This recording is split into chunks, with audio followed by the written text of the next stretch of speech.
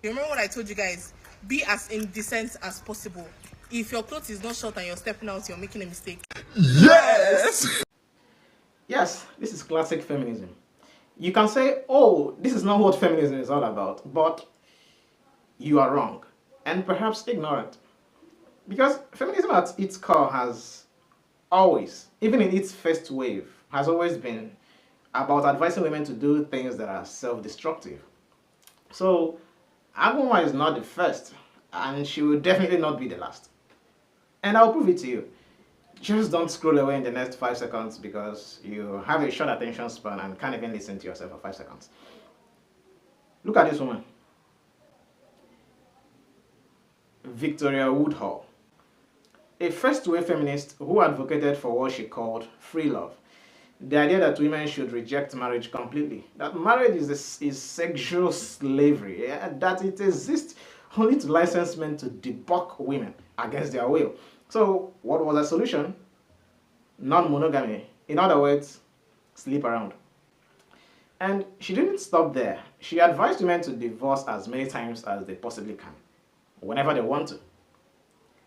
And to her credit, she actually practiced what she preached because she married like 3 times, had multiple relationships. She probably lost count. Another person in her league is Elizabeth Candin Stanton,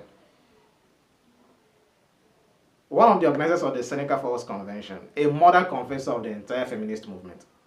So this woman told women that it's okay to leave their marriage, even if your husband does not do anything bad. Just leave. If you want to, she called it the no-fault divorce, meaning that you can wake up one morning and say you don't love your man anymore, and that is enough reason to leave. Now, the interesting part about this particular person is that, unlike Woodhull, she didn't actually practice what she preached. She stayed married while advising other women to leave theirs.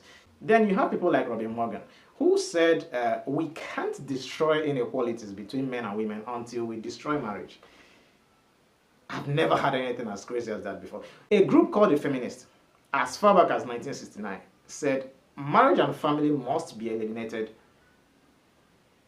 And one of their founders, T.I. Grace Atkinson, here, told women to get rid of men and embrace lesbianism.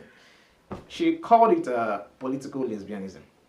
The idea that women should deliberately choose same-sex relationships as a strategy against the patriarchy. Then you have people like Shulamit Firestone, who also suggested that women should stop having babies. That biological ability to get pregnant is oppression. She also advocated for the destruction of the family unit and replacing the nuclear family with what she called diffused household, whatever that means.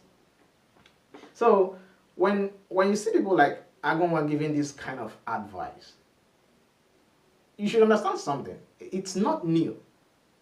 There are plenty of receipts of the originators of the feminism movement constantly giving advice like this. So Agunwa is not different. She's simply following their footsteps. So if you think there was a time feminism made sense or it was really genuine, like you would want to believe, you just don't know what you're talking about. And feminism has always been radical. Anti-marriage, anti-family, anti-men, anti-children, and sometimes even anti-women. So Agunwa's advice is not really surprising. It's not shocking. It's not even new. It's simply a feminist being a feminist. That is it.